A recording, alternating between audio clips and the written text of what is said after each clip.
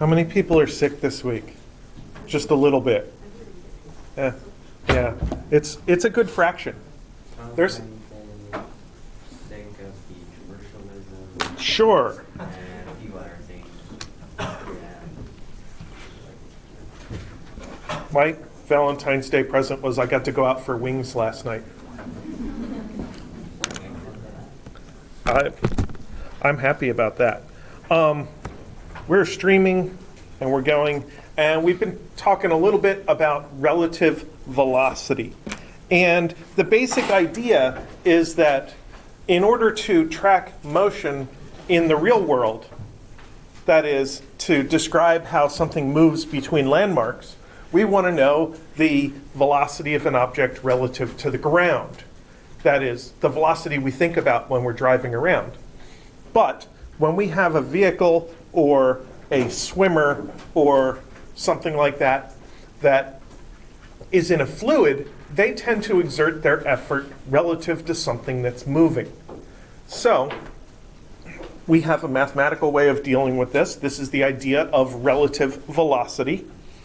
And a relative velocity is just a subtraction of velocities. So that's the first two equations on the left where it's phrased as a subtraction. And then, of course, anytime you have something that's a difference of two things, you can take the negative thing, add it over to the other side of the equation to solve for another variable. And that is the right-hand side set of equations that looks like addition. But they're really describing the exact same situation. Now, when I did this on Wednesday, I used the subscripts B for boat or P for person or whatever the object is that's moving, the subscript W for the fluid or the water or whatever, and then for the relative velocity I used this double subscript, BW or PW or something like that. And later on, when we do collisions, we're also going to use the idea of relative velocity then. And in the collisions equations, I realized that I tend to use a slightly different notation. So I thought maybe it's a good idea to introduce this new notation so that you can be a little used to one way that physicists distinguish variables from each other. And the idea is that the plane V, the regular V, is the object velocity with respect, to land or Earth. And the V prime is the same thing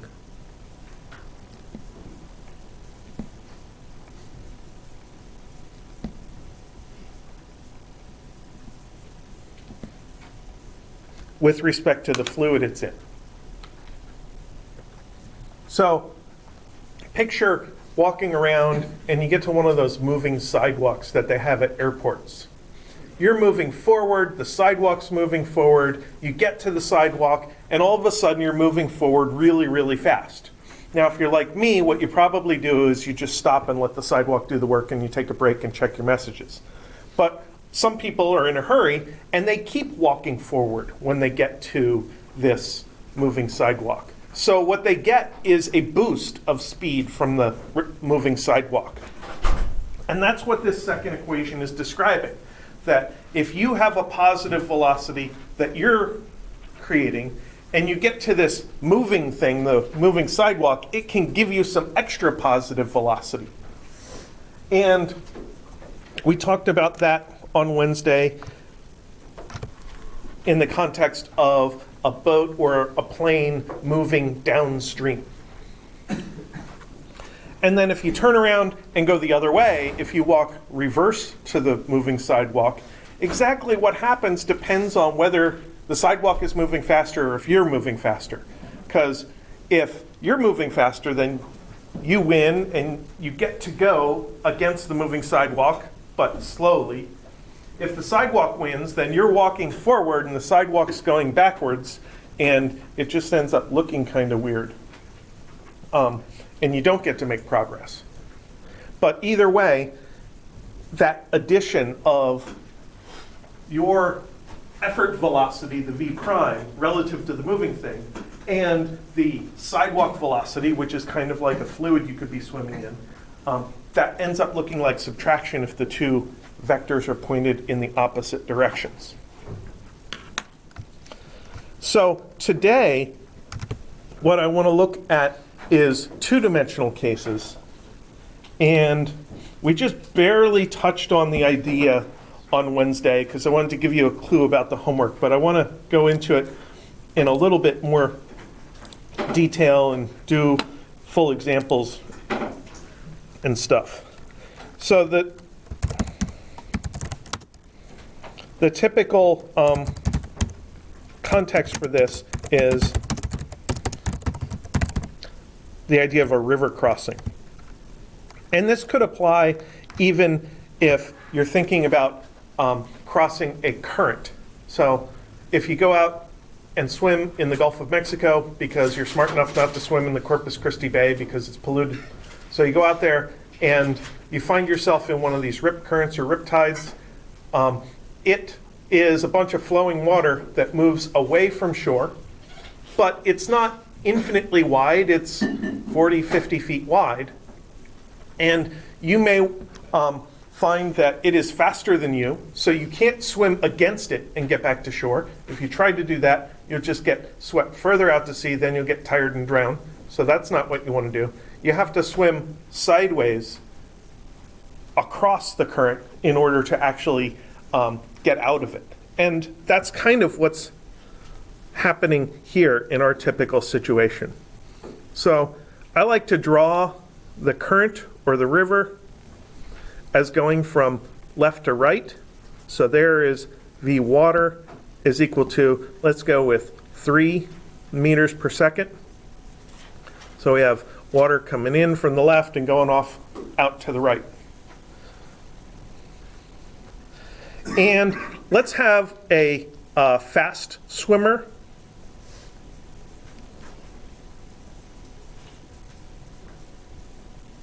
And that means our V prime is going to equal 4 meters per second. And just as a reminder, this apostrophe is representing the idea that this is the speed in the fluid instead of the speed on the land. Physicists often will think about the regular version of a variable and an alternate version of the exact same variable. And if we only have two versions of them, we might give one the plain name and the second one will be given the name with an apostrophe on it. And it's pronounced as a prime mark. We'll encounter this when we analyze the situation of a block on an incline. We'll think about the regular XY coordinate system, and then we'll tilt the coordinate system, and we'll call it X prime and Y prime coordinate system. And it'll be written X with an apostrophe and Y with an apostrophe. So this is kind of a similar notation saying that this is the alternate velocity. So I'm going to draw that. Here's my object, and here is my V prime vector. So that's what the person's trying to do in the stream. Now, while they're swimming across the stream or at 4 meters per second, they're probably rowing across the stream. The water is pushing them downstream at the same time. So I drew, as the last drawing in class on Wednesday, this dashed line like this that indicates where they actually end up going.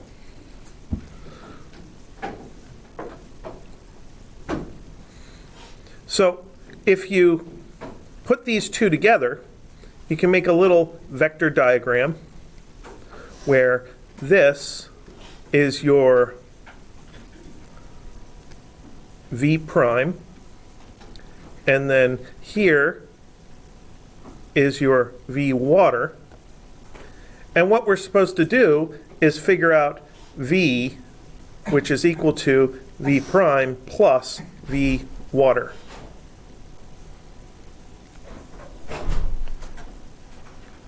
And in a vector diagram, when you want to add vectors, you string them together head to tail, like I've done, and this is the v. And notice that this velocity vector is in the same direction as the dashed line, because this velocity vector is measured with respect to the real world, and the dashed line is on a map, and that is also progress in the real world.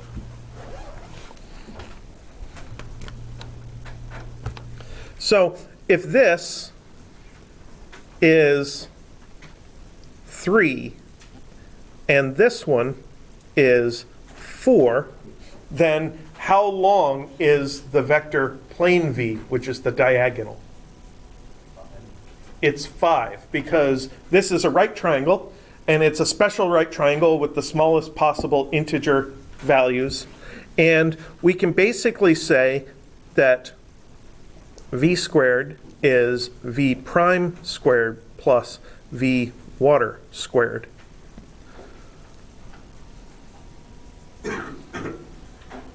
And that's because v prime is perpendicular to v water. Normally, you cannot take a vector equation and just turn it into a Pythagorean theorem equation. It doesn't usually work. It does work in this case because these things were already perpendicular. So what's happening behind the scenes in that? What happened in this drawing that allowed us to do that? Well, our Vx is supposed to come from v prime x plus v water x. When you do a vector addition, really you're doing two separate additions, one for the x direction and one for the y direction. So we kind of did that in the drawing. And our v water x was 3 meters per second, and our v prime x was 0. I should probably write the 0 first. 0 plus 3 meters per second, like that. And the total x is 3 meters per second. And then Vy, the other component, the vertical component in our diagram, is V prime y plus V water y is 4 meters per second plus 0 equals 4 meters per second. So now we have Vx and Vy, we have the x and y of the exact same vector. That's when we can put these back together in the Pythagorean theorem, and we can say that v squared is equal to vx squared plus vy squared. That's always true. So therefore, v is the square root of 3 squared plus 4 squared, which equals 5.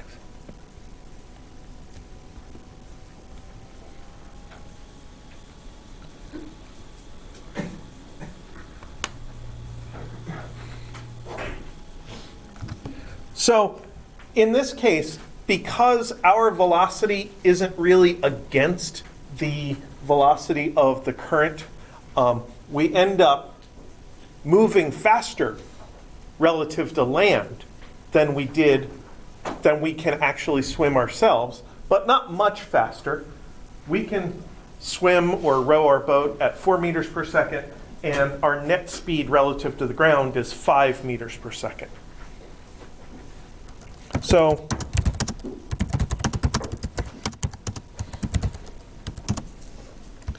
actually, I'm going to go with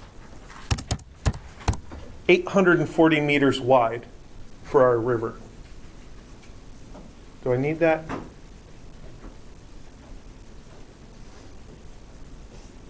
No, that was from a different example. I'm sorry. I'm going to go with 120 meters wide. I know, I should make up my mind.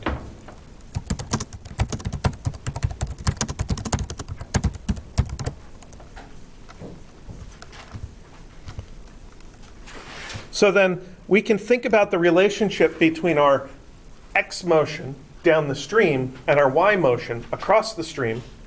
And we should be thinking about delta x is equal to Vx delta t, and delta y is equal to Vy delta t. And the absolute easiest way to make comparisons between the x and y directions here is just to divide these two equations. So delta x over delta y is equal to Vx delta t over Vy delta t. You can always add equations or subtract equations by adding the left sides or subtracting the left sides and doing the exact same thing to the right-hand sides. And then here, the delta t's cancel, and we end up with delta x over 120 is equal to 3 over 4.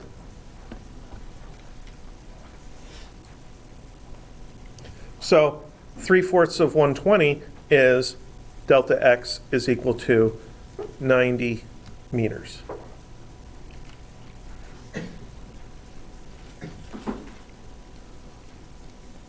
So that's one possible conclusion we can come up with. And if we're trying to cross this stream and there's a waterfall there, then as long as the waterfall's more than 90 meters away, we can make it across. And if the waterfall is less than 90 meters away, then we would end up hitting the waterfall first. Another calculation we can do is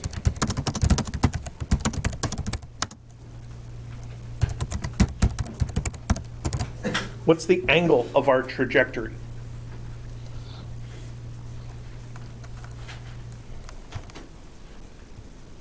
So I want to think about our axes again because I scrolled them off the screen. Here's our v vector where Vx is equal to 3 and Vy is equal to 3. And I want to know that angle there. What's the angle with respect to the current, the x-axis? Because we almost always calculate angles with respect to the x-axis.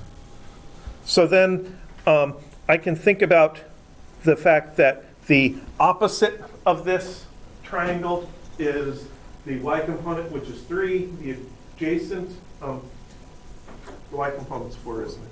Yeah.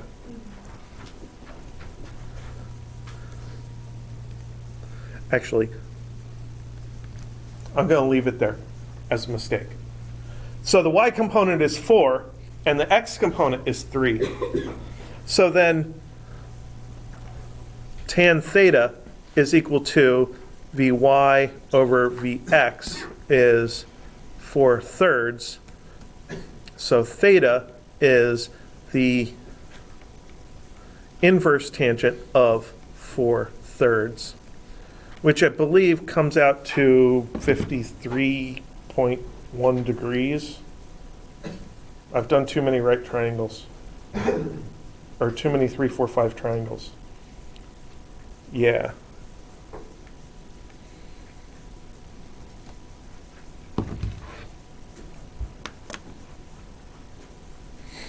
Yeah?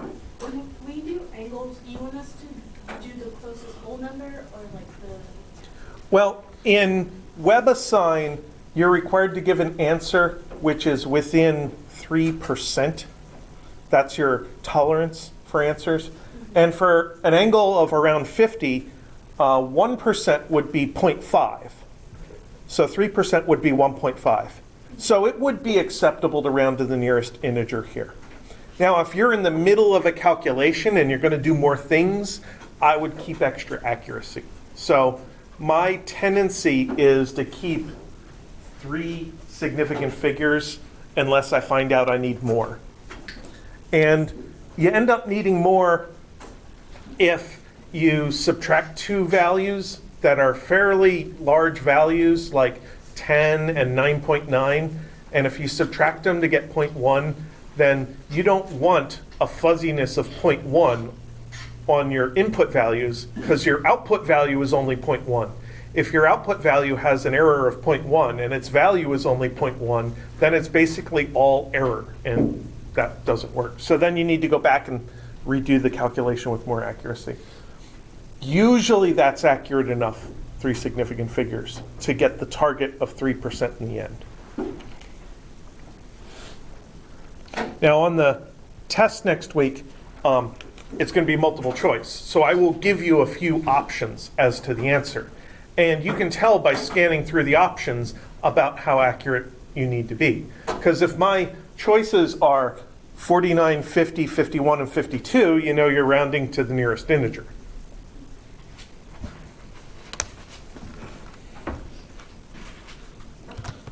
So let's change the scenario.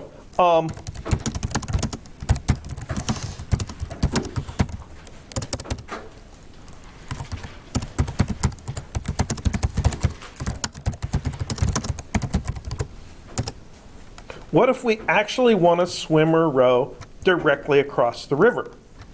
So then we still have our river and we still have our current, and we're going to have the same V water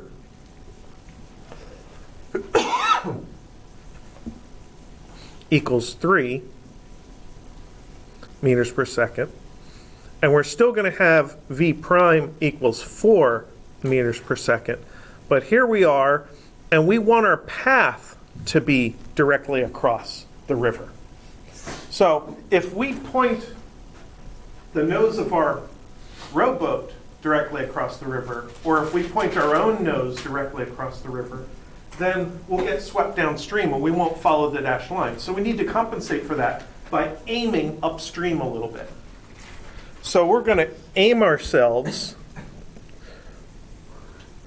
I think like this. So that's going to be our V prime. So that our actual V is like that. So we still have V is equal to V prime plus V water.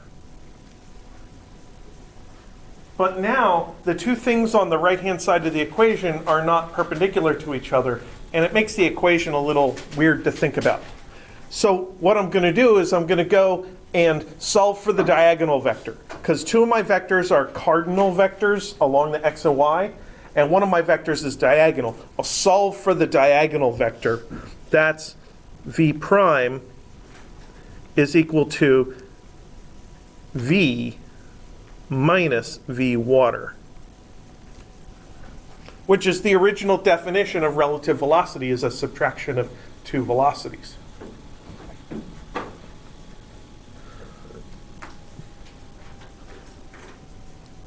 So now V prime x is Vx minus V water, which is in the x direction, and V prime y is equal to Vy by itself.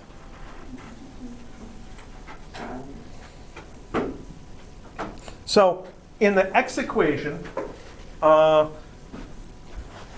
we want to make things happen so that that is 0. We want our x velocity in the real world to be 0 so that our velocity goes across the creek, across this river. 120 meters is probably a river. So our only x velocity is going to be the water velocity. Our only x prime velocity is going to be the water velocity.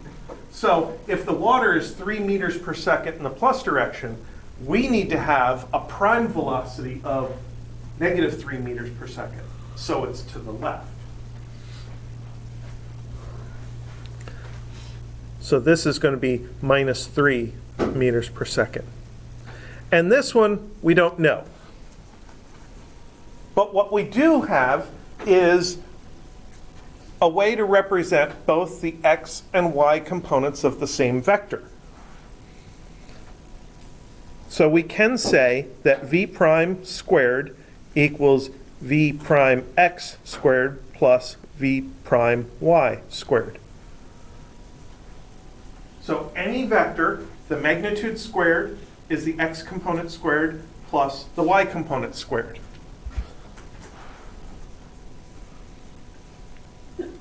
Oops. Magnitude squared is x squared plus y squared. And all of these are v primes. It's v prime squared, without an arrow means magnitude. V prime x squared, the subscript x means x component. And v prime y squared, the subscript means y component. So let's fill in what we know in this equation. This is 4 squared, this is 3 squared, and this is v prime y squared. Actually, we don't need the prime because the y component is the same whether I think about the primed or the not primed, the unprimed. So now I have a Pythagorean theorem equation where the 3 and the 4 fit together, but the thing it tells me is my progress speed across the river. So then this is 16 minus 9 is vy squared. So vy is the square root of 7.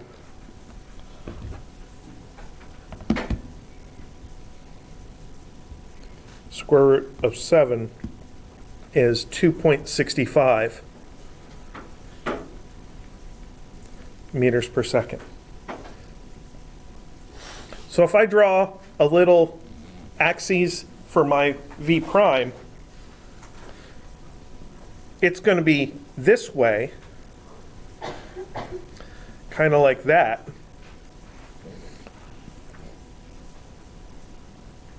The diagonal is 4. This is minus 3. And this is 2.65.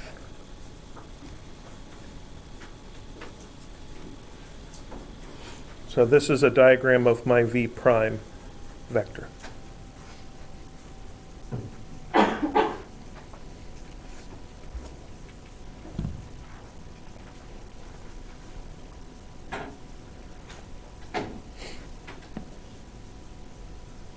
So then I can think about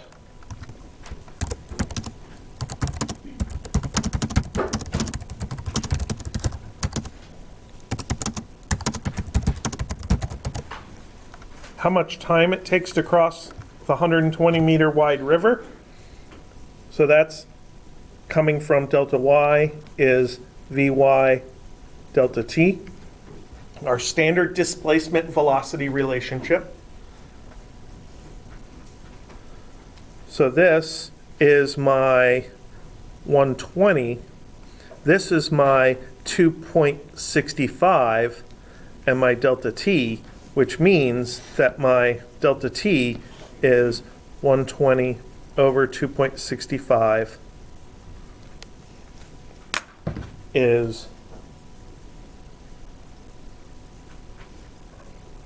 45.3 seconds.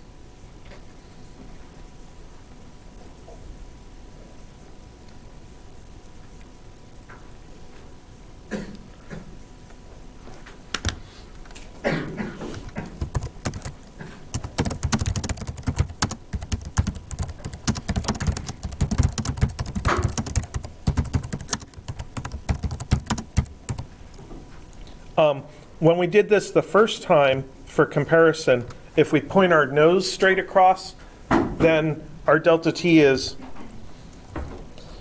120 over 4 is equal to 30 seconds. So it takes us extra time to fight the current, but in this case, our displacement in the x direction is 0 because we get to go straight across the river, because our land velocity is 0.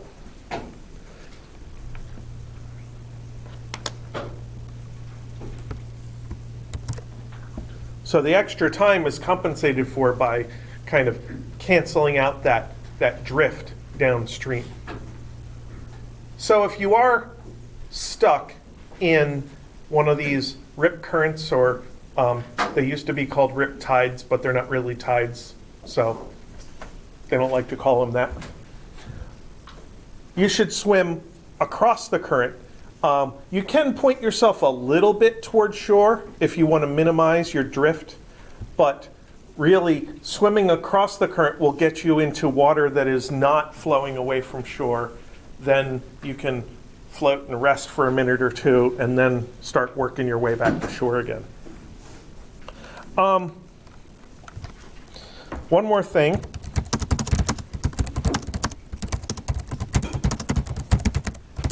What is the angle of our relative velocity? So what we're talking about is this diagram, and I don't want to redraw it, so I'm just going to copy it down here.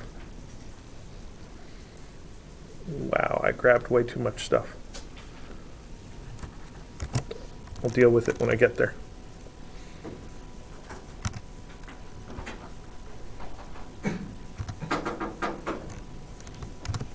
Okay, so there's my drawing of my vector. And the angle I want is this one right here, is theta. Now, in order to calculate that angle, I'm going to do regular, old-fashioned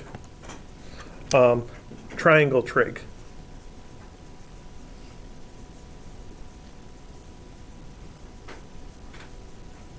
Now, to do triangle trig, I actually need an angle inside the triangle, which I'm going to call phi. So, to me, I've been doing physics and dealing with Greek letters for so long that these are like ingrained in my head by now.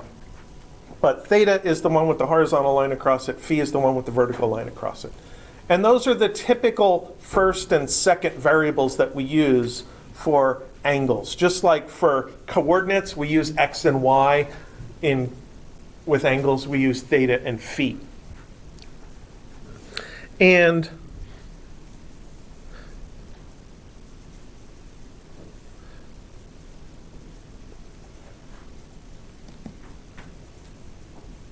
phi is our angle in the triangle. The adjacent is equal to 3, and the opposite is equal to 4. In actual triangles, all the sides have positive lengths. So I'm not calling the adjacent minus 3 to do triangle trig. I'm calling the adjacent just plain 3. So that means that the tangent of phi, which is opposite over adjacent, wait, it's not, the opposite is not 4, the opposite is 2.65. The hypotenuse is equal to 4. Sorry. Too much going on. My brain is fried.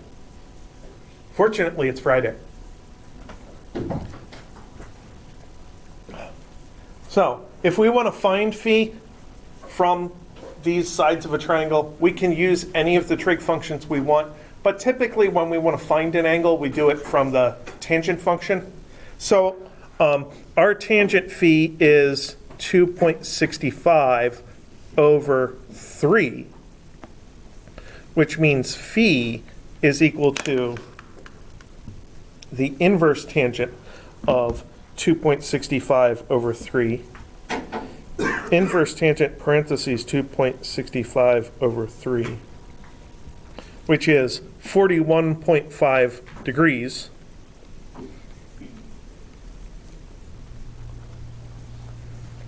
And then how do we find theta?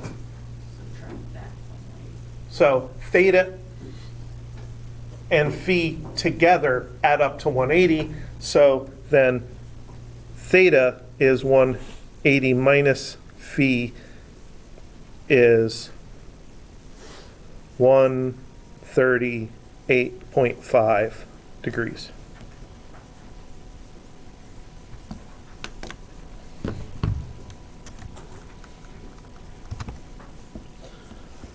So I want to introduce two words that are commonly used in navigation. Is anybody familiar with boat or plane navigation? So the two common words are heading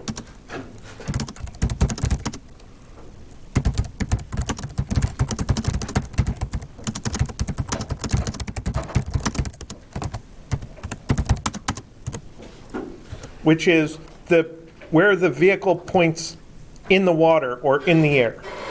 And from a physics perspective, the heading is the direction of our V prime. That's where the vehicle is trying to go.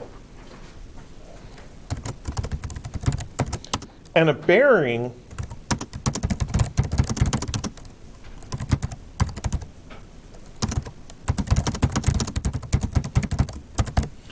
is a direction to a landmark in the real world. And that landmark presumably isn't, well, it isn't moving. You could give a bearing to a moving target, in which case the bearing would keep changing. But when you are traveling in a boat, your actual track on the ground points toward a bearing. And this is the direction of plane V.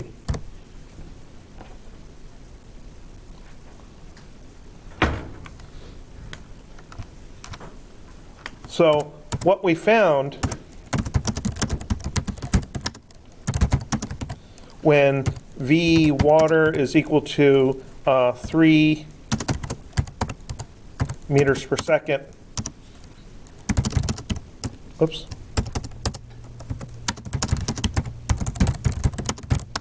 and the water goes 3 meters per second in the x direction, and V prime is equal to 4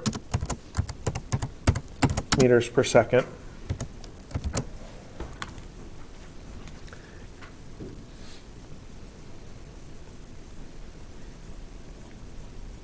A heading of 90 degrees led to a bearing of, that was way up here, 53.1 degrees. And then, so a heading of 90 degrees, we point directly across this creek, but we get swept downstream, so our theta ends up being a bit smaller, not 90 degrees, 53.1 degrees. And in the second example,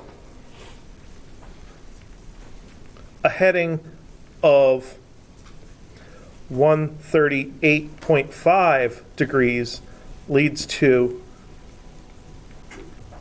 a bearing of 90 degrees.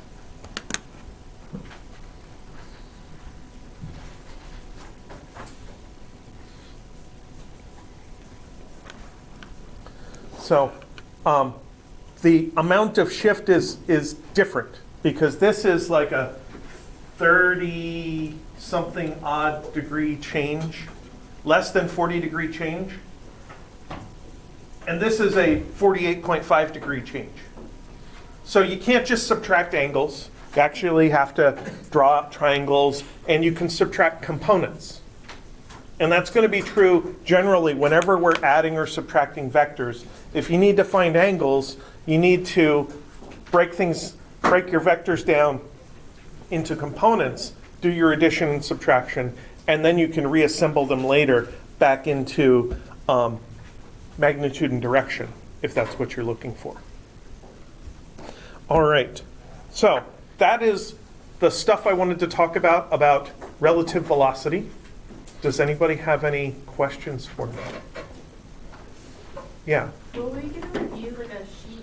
Okay, so as far as review goes, what I have is, here is your equation sheet, and here's the folder where your, whoops. If I cut off the file name, there's the folder where your equation sheet is located. I haven't dug it out, but if you go back to the most recent semester, which is spring, let's see what's there. No. What's before spring 2019? Spring 2018. There. in spring 2018 is a practice test, and there are two versions of it. There's one that's all blank, and then there's a second version that has solutions in it. That's what I have for you as far as a review. How many questions? So you guys get 50 minutes. I expect something like 20 or 25 questions. And they're not all going to be long homework type questions. Some of them will be short little conceptual questions. Think about going back to the beginning of chapter 1. We talked about units. I always have a question about units as the very first thing. Some of them will be quick calculations where, as long as you understand what you're doing, you can pick two numbers out of the description and add, subtract, multiply them, or divide them, and you get an answer. That's what I think of as a quick question. And sometimes I make them round numbers so you don't even need a calculator. And then there'll be some questions which will be longer analyses. My traditional analysis for General Physics 1 is projectile motion, horizontal launch. So sliding my keys off the table, that kind of example. And give some parameters about it and make you calculate something else. So that's the traditional one. There's also got to be something about vector addition or subtraction. And relative velocity wasn't part of the first unit of our course in spring 2018, so there aren't any questions about relative velocity on that practice test, but it's definitely one of our topics. So I recommend going back and reading the chapters in the book, working through the examples without looking at the solutions, making sure you can do your homework problems starting from basic equations on the equation sheet. Because I will provide for you the equation sheet. You'll get your own fresh blank copy of the equation sheet. So that's your starting point to jog your memory as to how to do these things. Don't try to memorize solutions. Try to be familiar with how to do your math and what the equations mean so you know which equations to use in which situations. All right, so